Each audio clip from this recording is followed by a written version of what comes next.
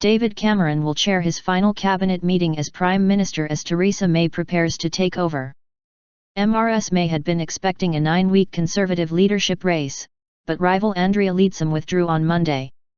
Mr Cameron will tender his resignation to the Queen on Wednesday, leaving Mrs May, Home Secretary since 2010, to appoint her own ministerial team. Mrs May said she was honoured and humbled to be taking over and pledged to make a success of the UK's EU exit. Mrs Leadsom's surprise announcement left Mrs May, who had been the front-runner, as the only remaining candidate to take over the leadership of the Conservative Party and, therefore, also become Prime Minister. Flanked by dozens of Conservative MPs, Mrs May praised Mr Cameron for his stewardship of the party and the country and paid tribute to Mrs Leadsom for her dignity in withdrawing her leadership bid. But senior Labour MP John Trickett has joined the Lib Dems and Green Party in calling for a snap general election. Mr Trickett, Labour's general election coordinator and an ally of leader Jeremy Corbyn, said it was crucial to have a democratically elected Prime Minister and said he was putting the party on general election footing. Mrs May has rejected such demands. BBC political editor Laura Kunsberg said EU negotiation, controlling immigration, and managing the economy were huge issues that would challenge Mrs May's desire for a steady-as-she-goes approach. Former Chancellor Ken Clarke, who supported Mrs May in the final ballot, said the new leader and Prime Minister needed to balance the party in her cabinet appointments.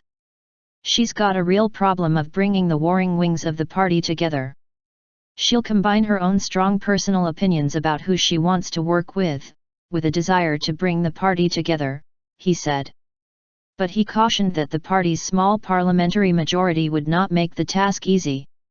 To actually get the real headbangers together on both sides and to see 4 years of government through will require some political skill, but she's pragmatic, she'll want to get on and do things, he said.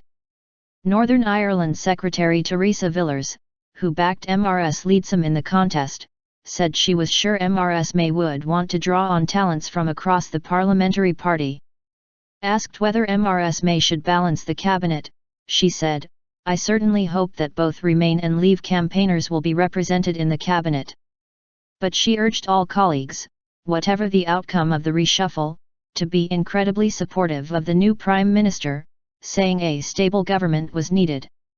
Mrs May has said her leadership bid had been based on the need for strong, proven leadership, the ability to unite both party and country and a positive vision for Britain's future.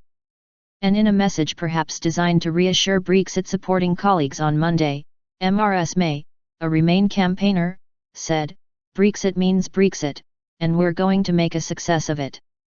Mr Cameron, who has been Prime Minister since 2010, decided to quit after the UK's referendum vote to leave the EU, having campaigned for the losing side.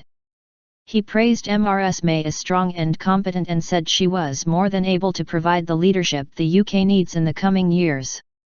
"She will have my full support," he added.